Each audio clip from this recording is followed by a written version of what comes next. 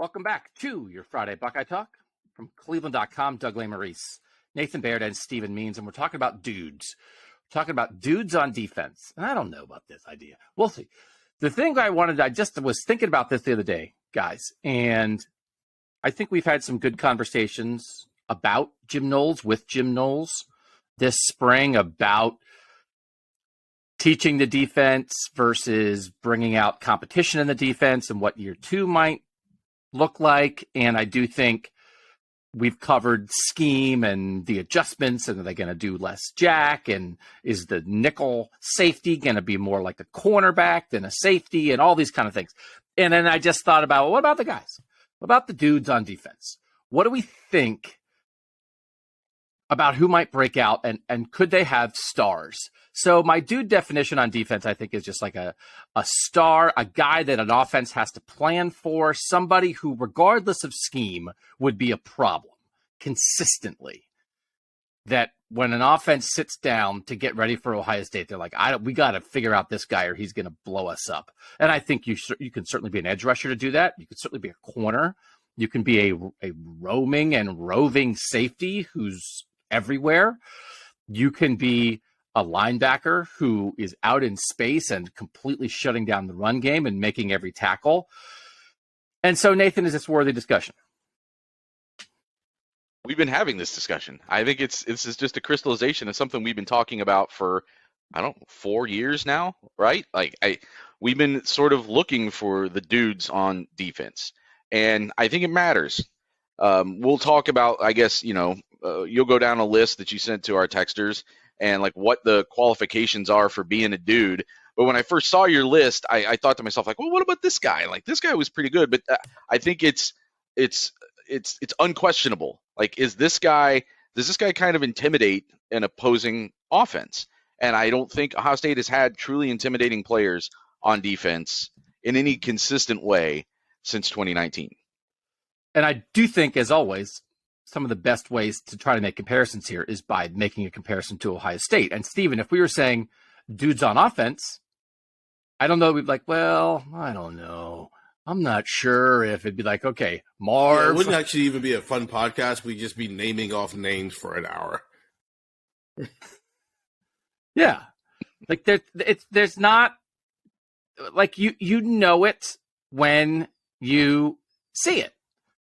And so I think, like, if you looked at last year's offense, it's like, well, Marv's a dude and CJ's a dude and Paris is a dude. And then I think we'd get into like, well, like, is Dewan the dude? Okay. Is like a team at the, is a Mecca? Is Cade Stover a dude? And I think we'd be at like, well, 3 sure things. And then we'd be at, well, I don't know. Do we get to 4? Do we get to 5? I don't know. And so I do think we know what that looks like. So the thing I want to do, I think we'll do, how many dudes should an Ohio State defense have? Like, what's the standard? Then we'll do, how many did we think in the end they had last year? And how many do we think they'll have next year? So, Nathan, you referenced this. I sent this out to the texters like, 6 days ago, because I was just thinking about dudes. And I said, this is my list. And then I did just sort of like check some snap counts. I did like look at PFF grades, but I didn't go by PFF. This is not you can't have a dude conversation and just constantly reference PFF grades. No offense to PFF. No, that's not what this is about. It. Yeah. You got to feel it. It's got to be tangible. It's got to be. PFF is more of an eye test than maybe any other metric. Not PFF, I'm sorry, a dude test. Yeah. And so I didn't want to have a guy who I wrote down as a dude and then go to PFF and be, oh, he was a 68 that year. Like, you want to check yourself a little bit, but I just did it on what I remember and what I feel. So this is what I wound up with. And I tweaked it a little bit as I went along. I just went back to 2014, national title year. 2014, I said they had 2. And again, this is a pretty high standard. Joey Bosa at defensive end and Vonn Bell. I didn't say Josh Perry. I didn't say Eli Apple. I didn't say Michael Bennett, who was really good that year. I didn't say Duran Grant. I didn't say Adolphus Washington. I said Joey Bosa and Vonn Bell. In 2015, I said 4. Joey Bosa, Vonn Bell, and then I added Darren Lee and Raekwon McMillan.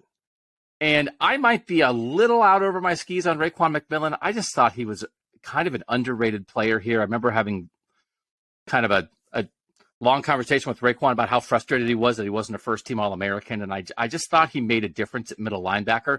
And I originally had Darren Lee as a dude in 2014, and then I went back and I wrote a story like before the Alabama game about how Darren Lee was becoming that. Could he rise? Well, he wasn't that the whole year. It's not fair to say that. I thought by 2015 he was a guy that you had to game plan around.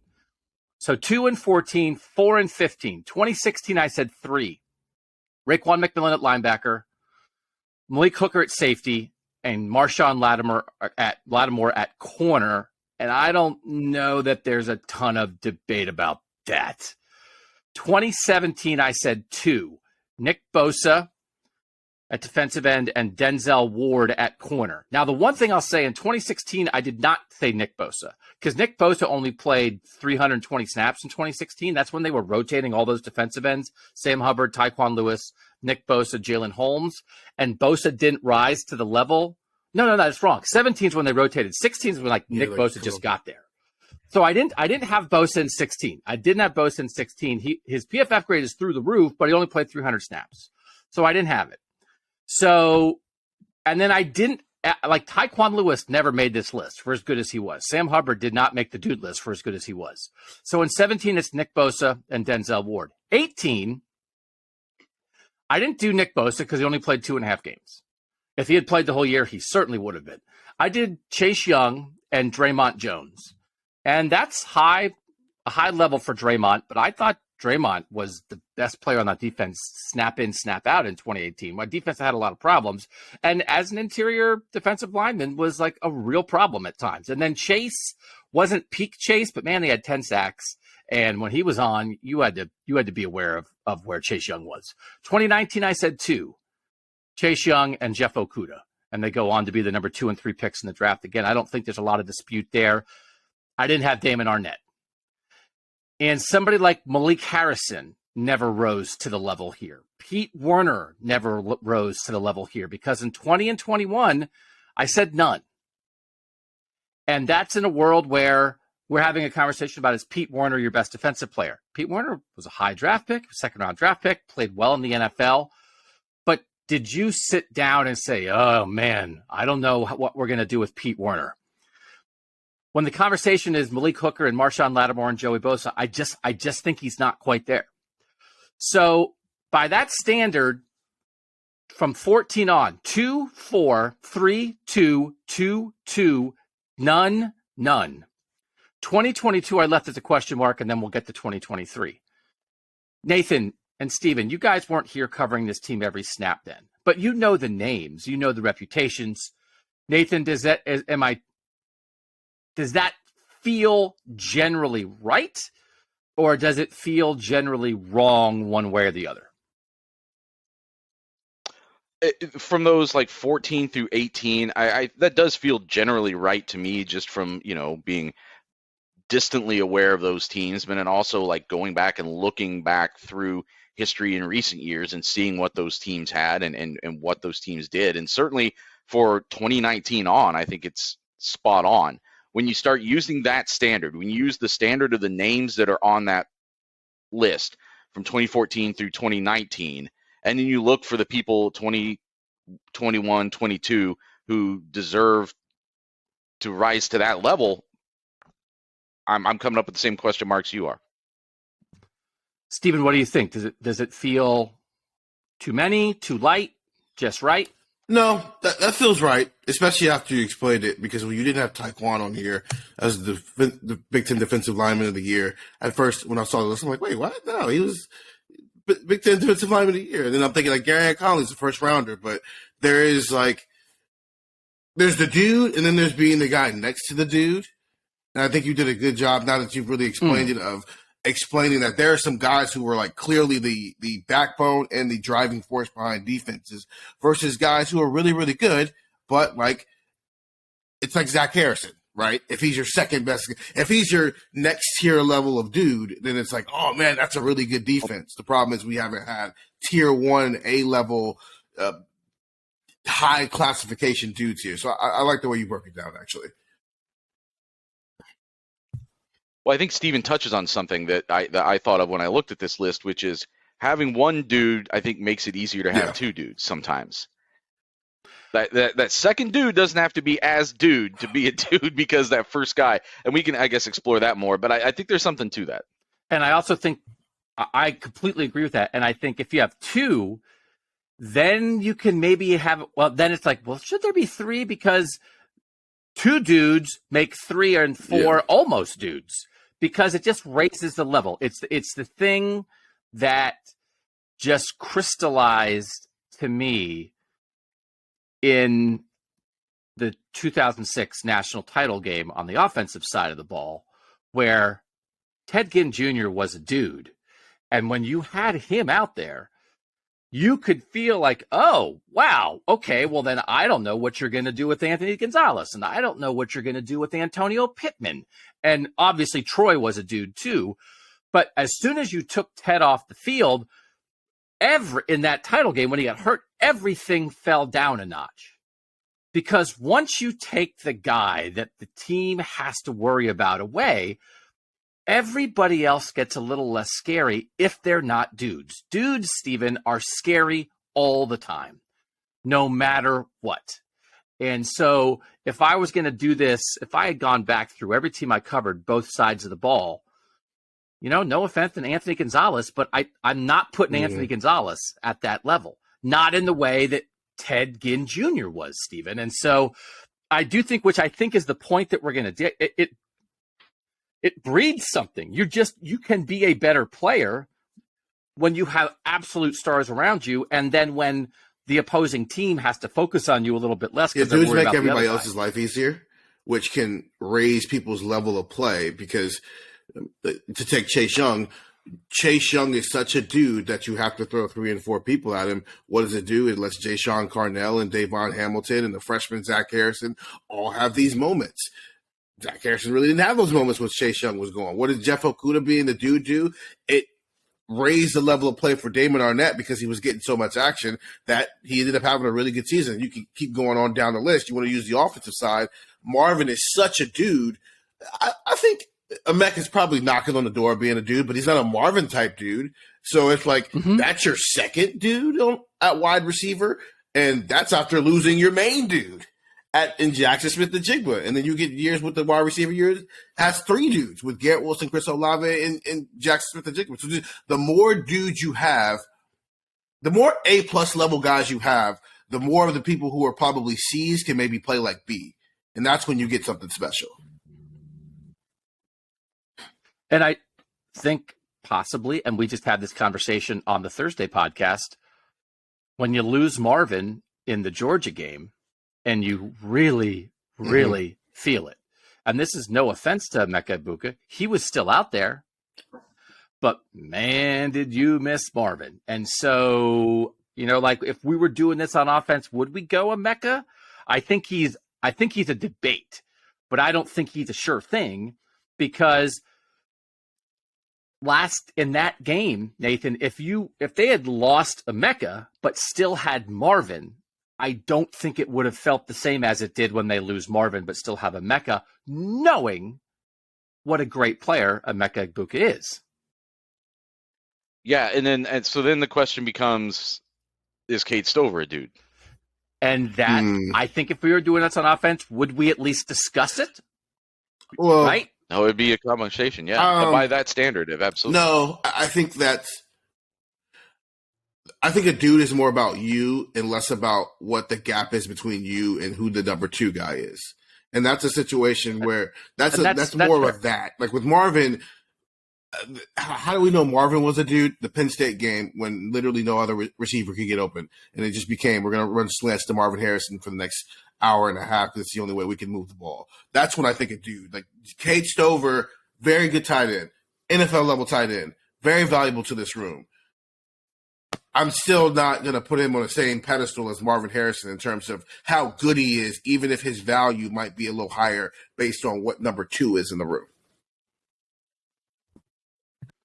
And I think that's where we would have landed. I think we would have had a discussion and we would have wrapped it up with those kind of comments, and we would have arrived at Marvin, CJ, Paris, and maybe that would have been it. So how many then? So I did. Now we're going back to PFF because just when you compare across things, we can't compare with it that we're experts on other teams the way we are about Ohio State. In PFF, I put in Ohio State, Michigan, Alabama, Georgia. Those 4 teams last year, all the guys who played at least 20% of the snaps. And I just wanted to see where Ohio State guys ranked. And there are some guys who are PFF darlings, and there are some guys who are great players who have high PFF grades. And so I just wanted to see how many Ohio State guys were in the top whatever. Here's the top group of those 4 teams, the highest grades defensively on PFF. Number 1's Jalen Carter, the defensive tackle from Georgia. Number 2 is Brian Branch in the secondary at Alabama. Number 3 is Will Johnson, the Michigan corner. Then 4, 5, 6 is Ohio State. Tommy Eichenberg, Zach Harrison, Ronnie Hickman are 4, 5, 6. Mike Morris, the edge rusher from Michigan, was 7. Rod Moore in the secondary for Michigan was 8. Will Anderson's 9, which is okay, well, that's a dude. Mike Sanders, the slot corner for Michigan, was 10. Kool-Aid McKinstry from Alabama was 11. Jordan Battle, the safety, was 12 from that listing. Tyleik Williams was 13 for Ohio State. Javon Bullard, the slot corner who made the hit on Marvin Harrison Jr., he's 14. Cody Simon is tied for 14. And now we're kind of getting into some stuff. So that wasn't, it almost made me maybe those teams didn't have quite as many dudes. Because I thought maybe it would be, I would look at that and think, man, I think Georgia had 5 dudes last year. 2 years ago, I think you would have said that, right? So by the PFF grade, I think they compared pretty well. And that's part of this too, is I think when you go out, the best teams, especially defense-heavy teams, you would go through and say, well, they have that. So I do want to get to that right now, Nathan, is what should the number be? And I asked the tech subscribers, what's a reasonable expectation for how many dudes Ohio State should have on defense each year? This was the breakdown. 43% said 2, 40% said 3, 10% said 4, 6% said 5 or more, 1% said 1. Nobody said none. Nobody said that none is okay. So that's about 2.5, Nathan. 43% say 2, 40% say 3. What feels right to you as what our expectations should be based on history and now as we try to evaluate last year and this coming year? Well, I think this goes back to the conversation that we just started to have a couple minutes ago. The answer can't be 0. That's what's been really hurting this team, is that it's been 0 now for a few years. And because having even 1 makes it more accessible to have a second guy that reaches that level, I think the answer, I think the answer is fine if you say 1, because I think 1 so easily helps you get to 2. Now that player who isn't reaching that status on his own, maybe Zach Harrison would be a good example of that. If there was a lockdown corner, then maybe that makes Zach Harrison a better player these last couple of years, a more impactful player in the pass rush these last couple of years. And we're talking about him as a dude. So if Clark Phillips had been here and had been a dude, then maybe that makes one of these edge rushers a dude. You know what I'm saying? So I think 1 might be my answer, because 1, even just 1 guy of that level, it's kind of a ripple effect through the rest of the defense. I think that explanation is why it has to be 2. Because it's got to almost work together in a way. In 2019, it was an edge rusher and a corner. That works together. As elite as Chase Young was, having Jeff Okudah shutting down an entire side of the field helps. As elite as Jeff Okudah was at shutting down the side of the field, having a guy like Chase Young helps.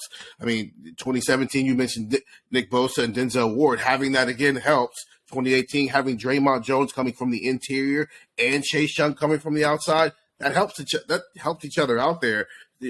16 having 3 guys is pretty elite level, especially since 2 of those guys were in the back end.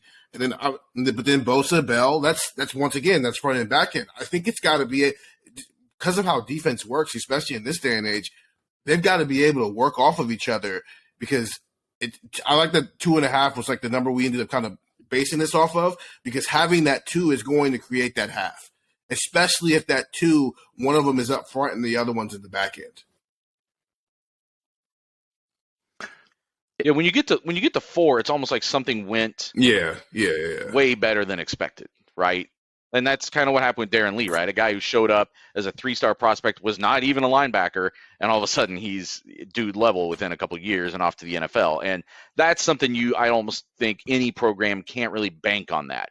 But you should be getting that occasionally if you're Ohio State. Like, you should get it probably more than once a decade, and it's been a minute.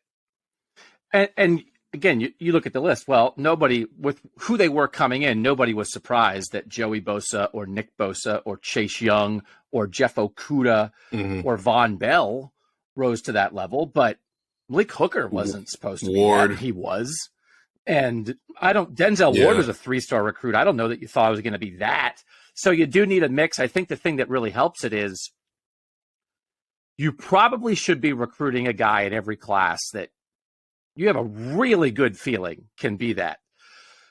And then, Steven, if you, like every other year, can have a guy that you didn't expect turn into it, now all of a sudden you're talking about close to 2 more often than not.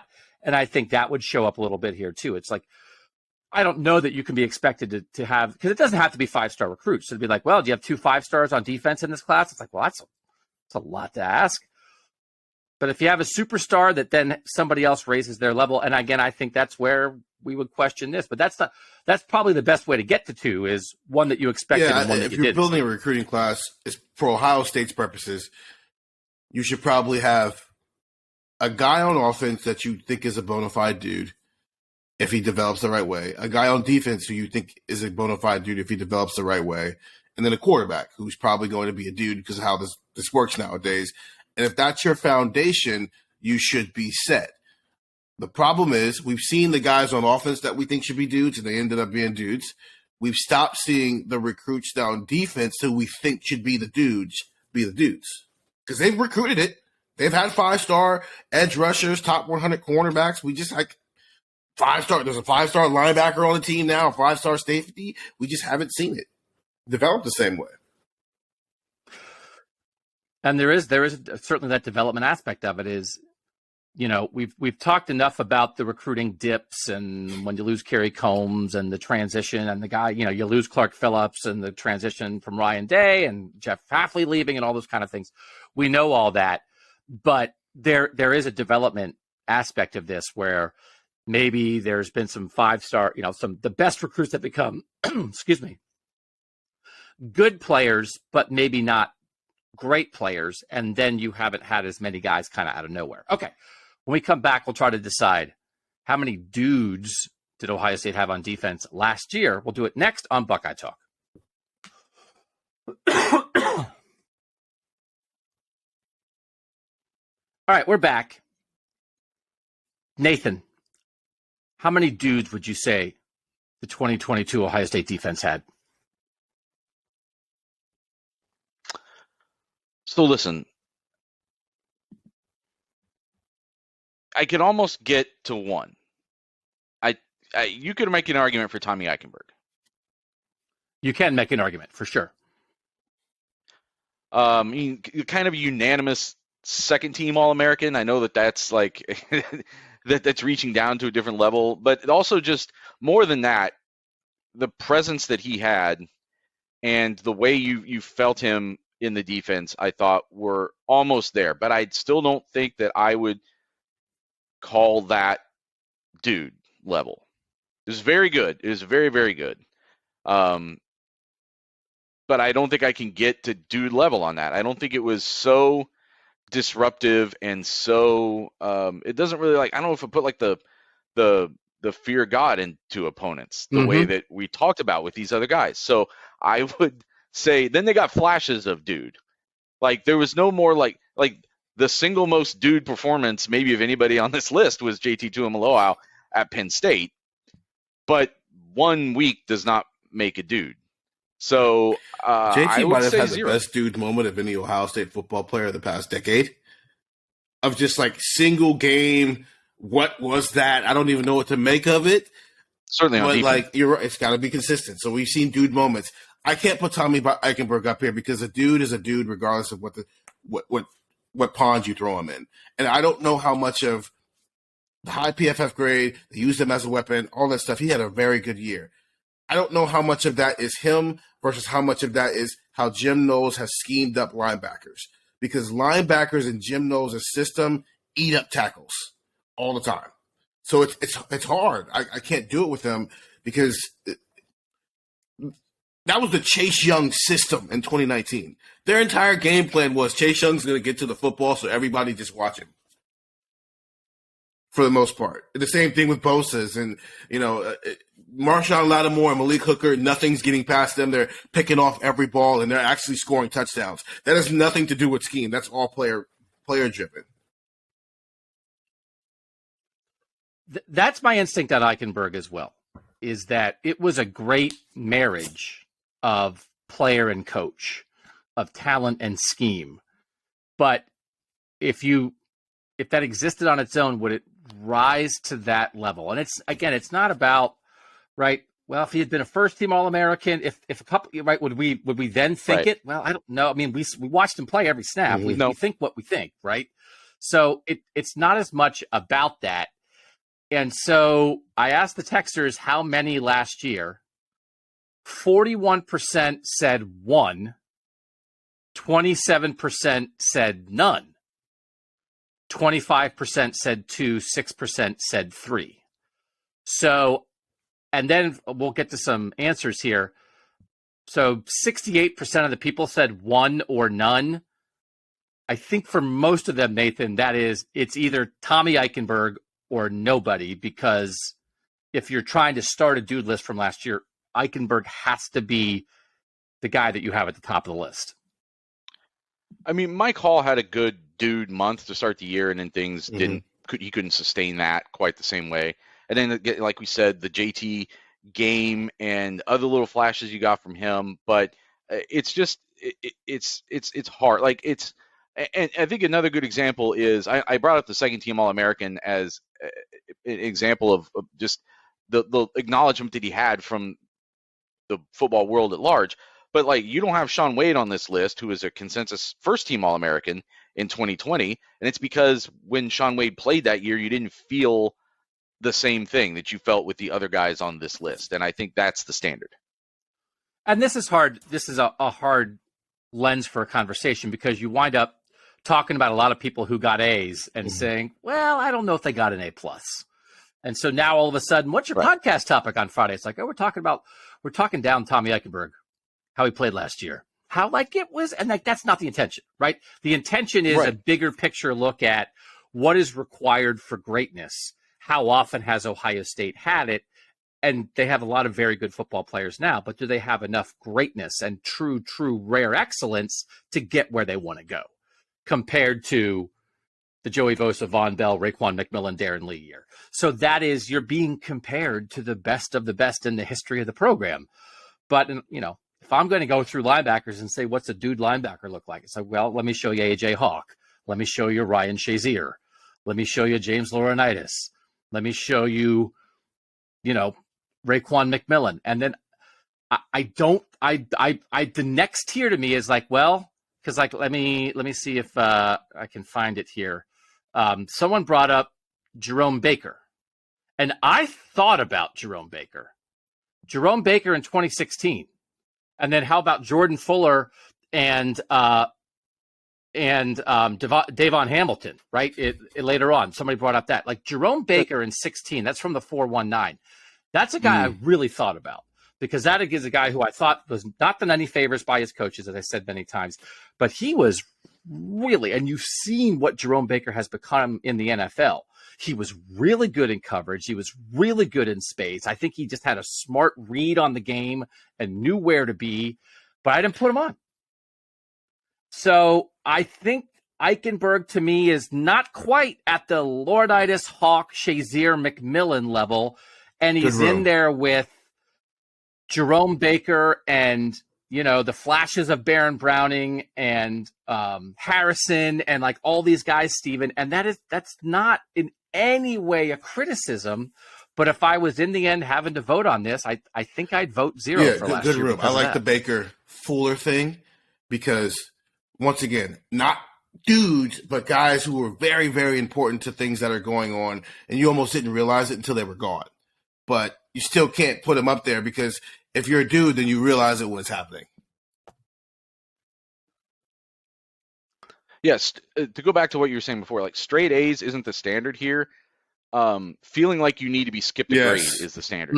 Like guys who don't really belong in their grade level anymore. Like Chase Young, it felt unfair. Jeff Okudah at times, it felt unfair. Like this guy, this guy's kind of almost wasting his time in college now. Like hopefully you get a national championship out of it as the reward. Like that level where it feels unfair. Ari Wasserman isn't suggesting that maybe you move to Malibu and skip your final year of college football. You can't make this list. Ari isn't screaming from the press box. Why are you playing? Move away, move away. From the 817, last year, I think it's either 0 or 1. JT was half a dude because the offense had to account for him, even if the dude production only came in one game. I also think Tommy is worthy of being half a dude as well as an All-American. However, it maybe wasn't flashy enough to be a full dude.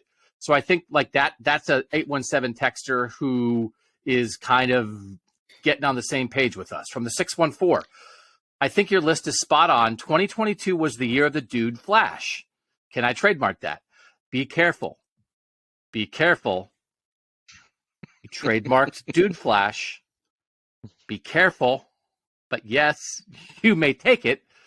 JT Tuimoloau. Dude flash.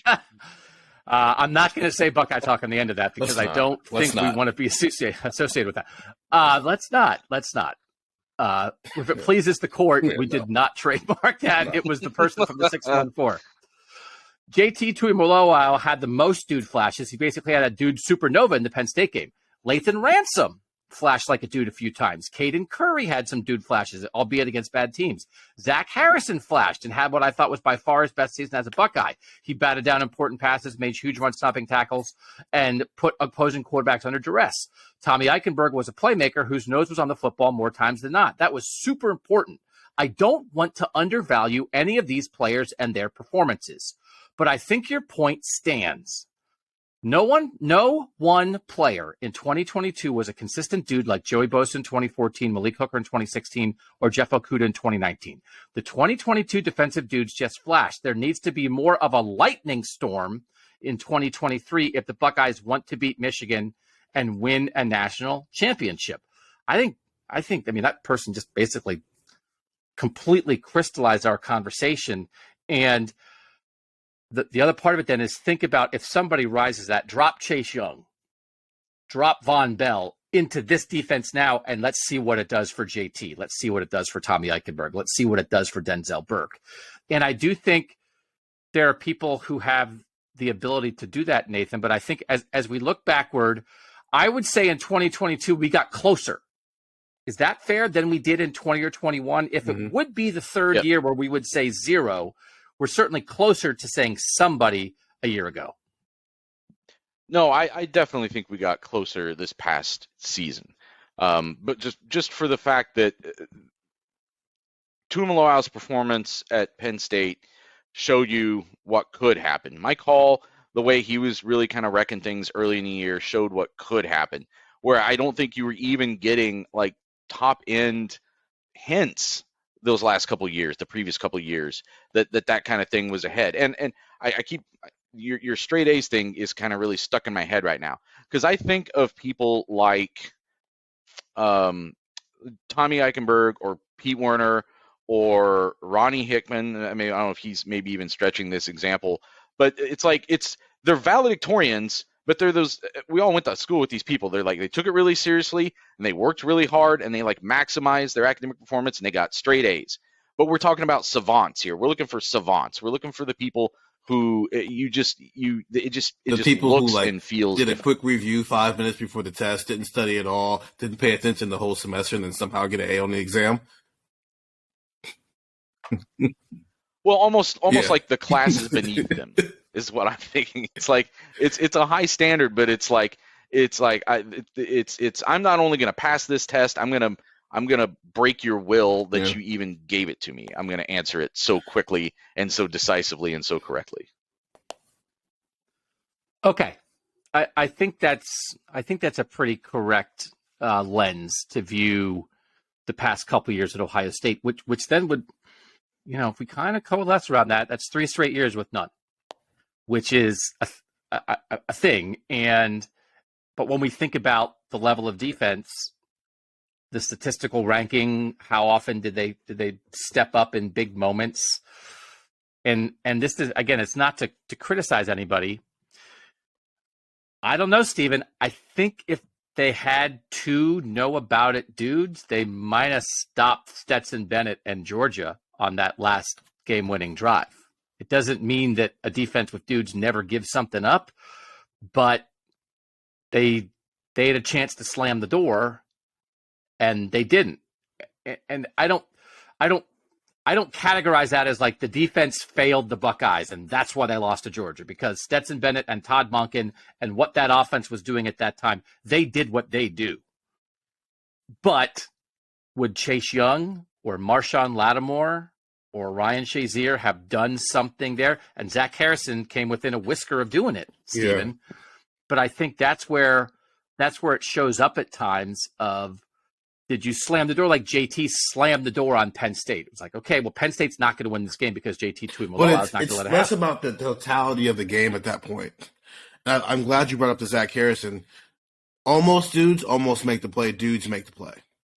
And when we're talking about last year, where it's us saying it, Davis and Igbenogson is saying it, how Davis and Igbenogson said Ohio State was supposed to win the national championship last year if a couple of plays go differently. Well, what if you have a dude in those moments? Well, if you do have Chase Young gets to Stetson Bennett, and it's a strip sack, or at least a sack, and the game is over. Jeff Okudah or Shaun Wade in the slot probably doesn't fall down. And so it's not a explosive touchdown. The Michigan game, Jeff Okudah or Shaun Wade in the slot, or Marshon Lattimore or Malik Hooker, J.J. McCarthy's not dropping bombs in Ohio State in the second half. So when you're talking about these small little moments where it's like, if you had a dude there, when it's all, you absolutely need a play to be made, that's where Ohio State's probably missed the dude the most, which is why you go back to that Penn State game. All the stuff JT was doing, what's the moment that really stands out the most? Him picking that ball off and going and putting the ball in the end zone. Because it's like, nope. It doesn't, like, Penn State needed something to happen there, and JT just going supernova dude, it's like, nope, can't have it. And I think it even goes beyond whether a play gets made or not. Like, you, as an offense, you call different plays against a team that has multiple dudes. Like, you have to protect your plays. You have to protect your quarterback in a different way against a team that has Chase Young or the Bosas or Draymond. Like, you have to approach those plays differently. So maybe the guy who was open on the plays that Georgia was running would not have been open because they would have run different plays. They have to approach the whole scenario differently. Okay.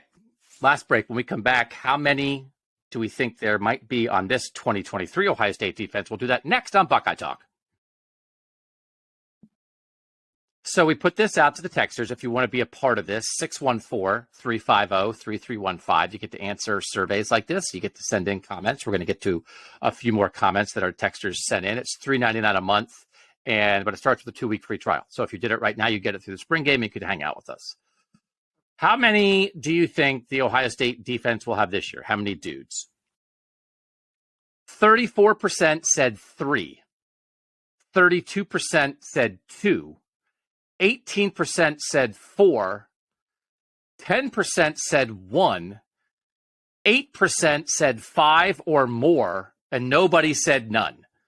So in a world where we, in conclusion, have decided they have not had any the past 3 years, 90% of the people, Nathan, think they'll have 2 or more. Is this appropriate optimism?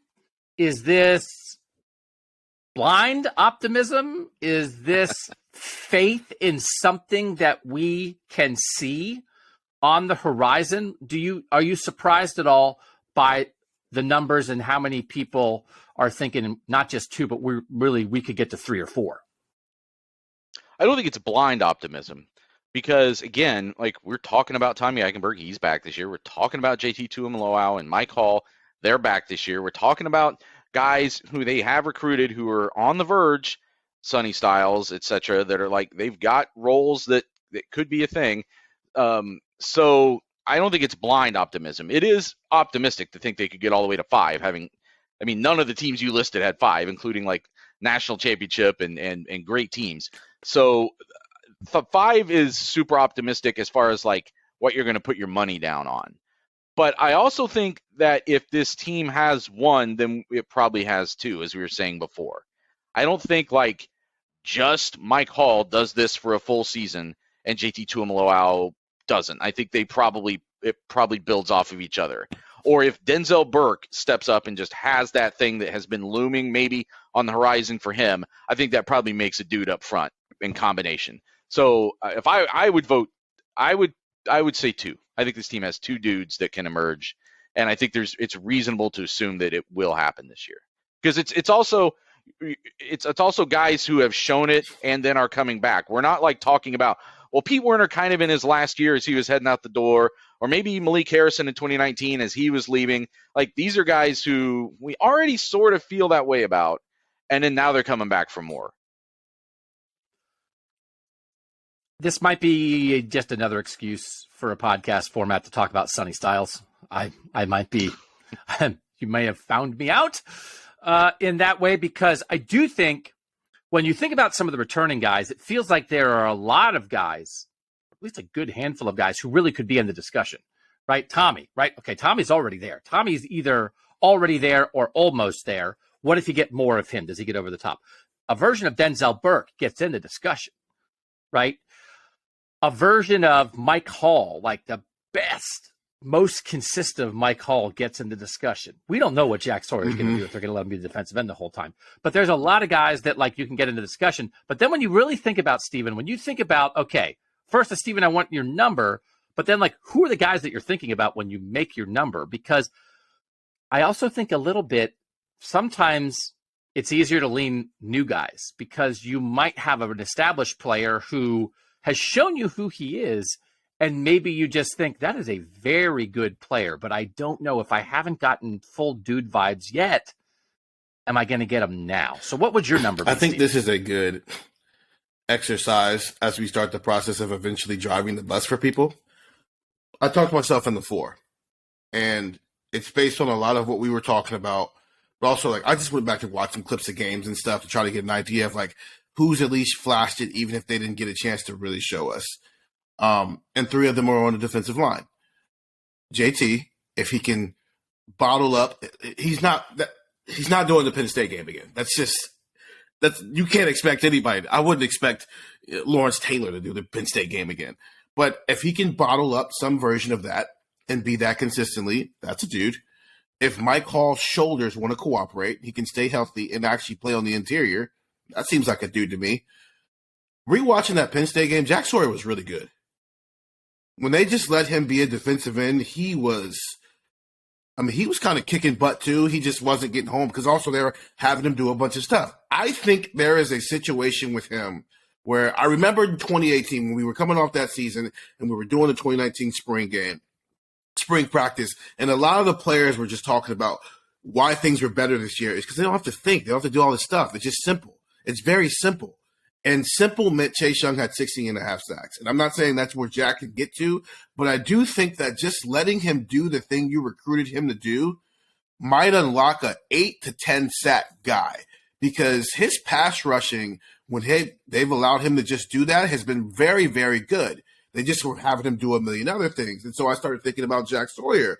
But then also, I'm intrigued by Davis and Igbinosun and that style of corner that we haven't seen since 2019 with Jeff Okudah, just that physical corner and what that could mean for a defense like this.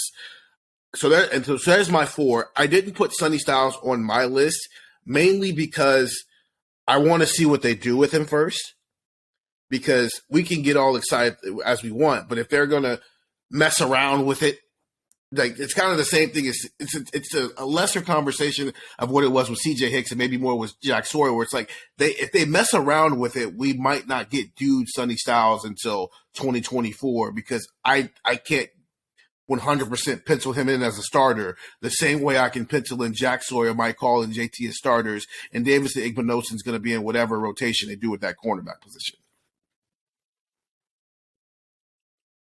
Yeah, it's the same reason I didn't put Styles on my list. The two I was thinking of were Hall and Tuimoloau. Those are the two that I would put money on. Let's run through a couple texture comments. I think you should have a dude at every level of defense. It seems the closest thing to a dude last year was Tommy Eichenberg. That's from the 440.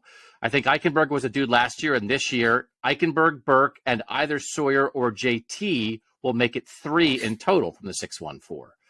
Last year, it was only Tommy. JT was close if he could have built on the Penn State game, but he didn't have enough production in the other big games. It's from the 914.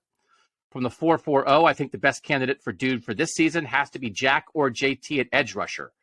2 5-star edge rushers who have flashed but haven't been game wreckers. Pretty much every defense you listed had a dude at edge rusher. From the 225, this is kind of what we talked about before. Problem the last few years is that we had dudes at certain times. JT at Penn State, but by definition, to be a dude, you have to pretty much be a problem always. JT and Tommy have that ability, and I think they're your dudes for 2023. However, there are some dudes in waiting in Mike Hall, Court Williams, and Sonny Styles. From the 239, big year for Larry Johnson. We give him all the credit when he hits a homer, but little responsibility when he misses on developing acclaimed players, in my opinion. So I do think like this is, where has been the home for the most guys who fit this category? There are a lot of defensive linemen on this list, and we're saying there haven't been defensive linemen at that level the last 3 years. I think it's a point you have to bring up, right? That it's not slamming anybody, but are they at peak development and production compared to where they were a couple years ago? From the 330, the dudes last year were a mix of guys, JT, Tommy, etc., but they weren't dudes for the whole season. This season will be JT, Mike Hall, and Sonny Styles. That's Carson. This person thought, from the 513, thought last year they had 3 in Tommy, JT, and Lathan Ransom. Big time, big moment plays. Let's see. Dude picks this year. JT, Jack, Tommy are locks in my mind. 1 tackle, likely Mike Hall. 1 corner, assuming they stay healthy. And 1 safety, assuming that Sonny Styles makes the jump. Let's see. I think last year the dudes were Tommy, JT, and Mike Hall when healthy. This is from the 330. So basically 2.5 since Mike Hall was hurt a lot. I think there could be a lot, and I said over 5 this year. All the dudes from last year returned, and I think you can make a case for Igbignosin, Sonny Styles, and Denzel Burke and Jack Sawyer. I think this defense being maybe the strong point of the team could happen. Let's see. All right.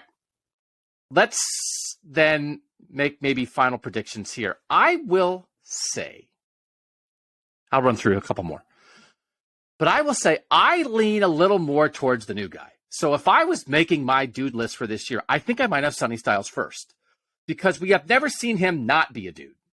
And maybe that's crazy, but some of these guys kind of were at this level the minute they got on the field in serious snaps, right? So Vonn Bell plays a tiny bit at the end of 13, and then he's 14 dude, 15 dude, and he's gone. Marshon Lattimore has 2 exploding hamstrings, doesn't play, gets on the field in 16, that's it. He's a guy, he's gone. That some of these guys, Nick Bosa, I didn't put on the list in 16, but it's basically because of a limitation on snaps. In 17, he was it. 18, he's hurt, he's gone. That, I certainly don't want to not include, Nathan, guys who are progressing and rising up to something, but Chase Young in 17 doesn't get to play that much. In 18, he showed it enough to make my list. In 19, he's the best defensive player in the country, and he's gone. A lot of the guys here were it from the jump. So that might lead me to Sonny Styles as my number 1 contender for this, of an offense comes out and says, okay, well, we got to figure that out.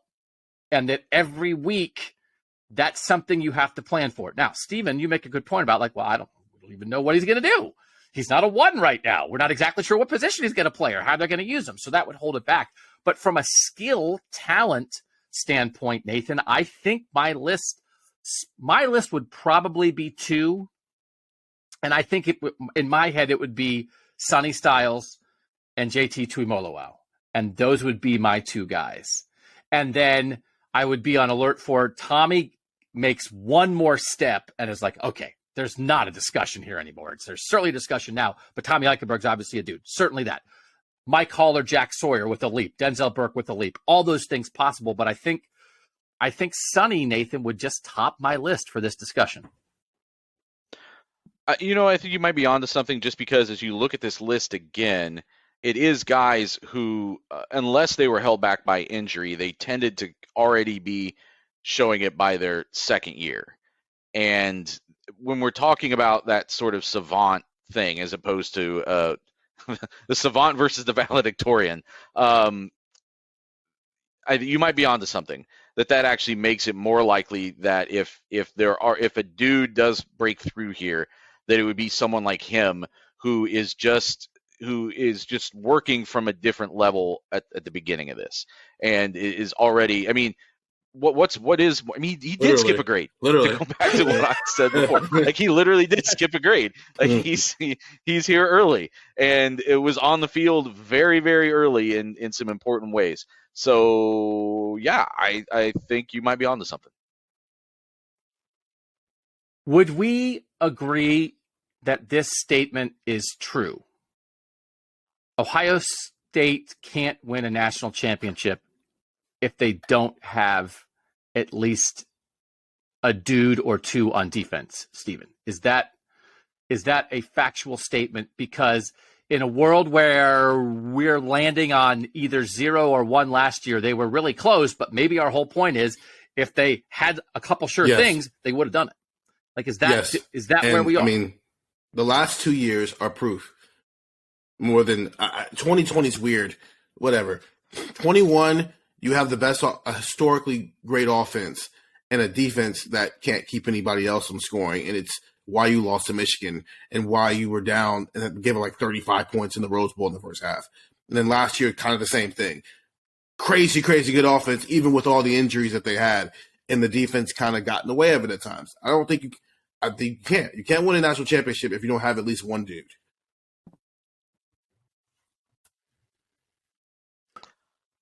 I think I might disagree. Because, okay. I mean, it was 1 point difference. It was 1 point difference against Georgia last year. I mean, right. They're right there.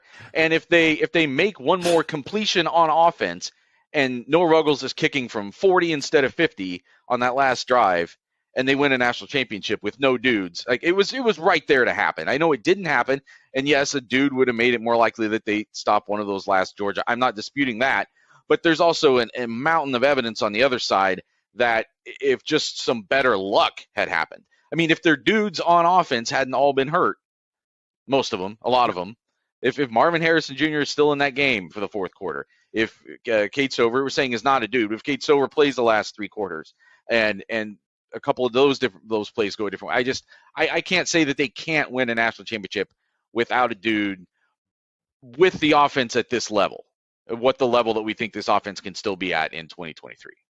Because the things we all talk about, Marv getting hurt has nothing to do with the defense. And they had a 50-yard field goal to win the game. That has nothing to do with the defense. Now, the defense not stopping Georgia, that's something, right? But you make a good point, Nathan. There are a couple things.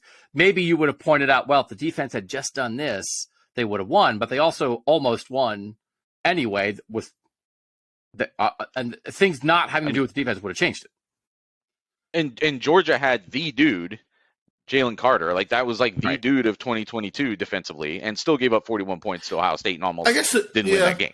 I see where you're coming from. I think when you're working at that level, then having the dude just gives you the help you need when stuff like that happens. Now, you can't bank on losing that many stars in a season. It was getting ridiculous how many like potential superstar players on offense were in the trainer's room or in the tent or not playing that day. But there wasn't the dudes who could help Ohio State out in the moments where at some point every year, we're going to see this offense have a game where we're like, or at least a moment where we're like, what is going on there? And that's when you need your defense to maybe help you out a little bit. And that hasn't happened because whether it's the Michigan game second half this year, the Michigan game last year, there's going to come moments where this offense is just not clicking because that's how sports work sometimes. Can your defense have a dude who can help you out when that's happening? I think that's a crucial point, that it's not so much whether you need a dude to win the game against Georgia, but you might need dudes to get through this schedule with an offense that might take a small step back this year. We can't assume that the quarterback play be as good as it was with C.J. Stroud last year. We can, I think, assume the offensive line will have some more issues than it did last year with the guys that it's losing. So those things might make it more necessary for dudes just to get through the schedule, let alone not even necessarily so much win an individual game. Okay, one last question, but before we get to that, I do want to acknowledge that Sunday will be the 1-year anniversary of the tragic passing of Dwayne Haskins. And our plan on the Monday podcast is to discuss Dwayne Haskins' legacy with a special guest, maybe more than one. And so that we think is going to happen. We're pretty sure Ryan Day is going to be on Buckeye Talk to talk about Dwayne Haskins and what Dwayne Haskins meant to Ohio State, and Ryan Day coming in and what they did together along with Terry McLaurin and Paris Campbell and Johnny Dixon and everybody in that 2018 season that really laid down the modern era of Ohio State passing. And we really, a year later, want to really, I think, get a firm grasp on Dwayne Haskins' legacy here. And so we will plan to do that for the Monday podcast. Hopeful that happens. And so I want to ask this one final question because they work in concert, but let's lean one way or the other. What is more important, Nathan, for this Ohio State defense in 2023? Is it a continued firmer grasp of the Jim Knowles system and figuring out how to use guys best and just everybody being more competitive within that system and it's not as much teaching and it's more getting after it? Or is it a couple dudes rising up and making everybody around them better regardless of what the call is? Everything goes together, but is it really more of a dude conversation or is it more of a scheme conversation for this season? Yeah, that's a great question because I still keep coming back to last year not being a defensive catastrophe. It was just leaky at the wrong times in the wrong ways.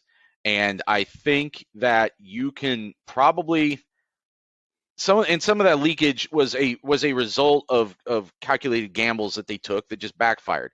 And I think if you're putting a couple more like next level players on the field, that maybe that negates that enough. You can still be aggressive without having to worry too much about the leakage because there's guys who are going to blow things up. I mean, the defense that JT Tuimoloau had that performance in against Penn State is the same one that Jim Knowles has essentially been calling all year.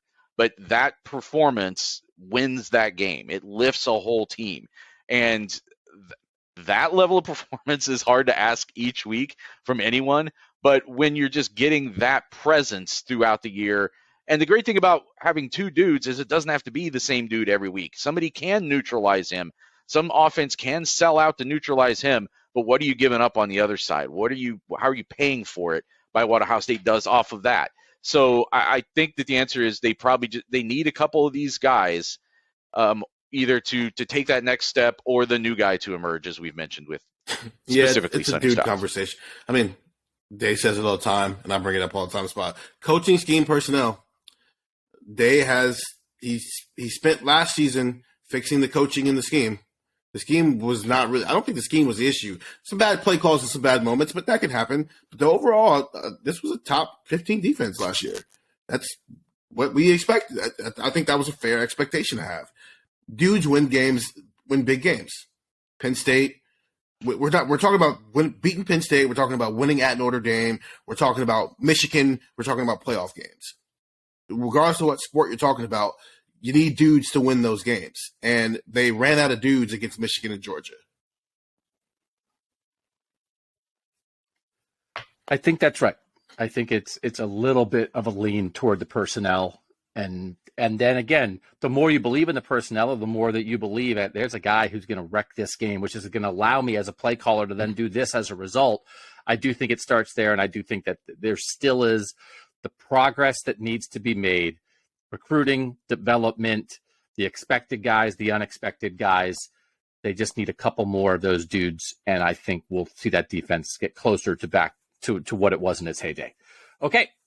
That's it for this Buckeye Talk. Go read cleveland.com/OSU. Try the text at 614-350-3315. We'll catch you guys next week. For now, for Nathan Baird and Stephen Means, I'm Doug Maurice, and that was Buckeye Talk.